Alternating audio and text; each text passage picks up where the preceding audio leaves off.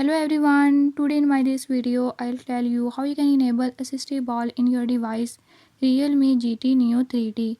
In this device Realme GT Neo 3D, if you want to enable the easy touch, I'll show you how you can enable it.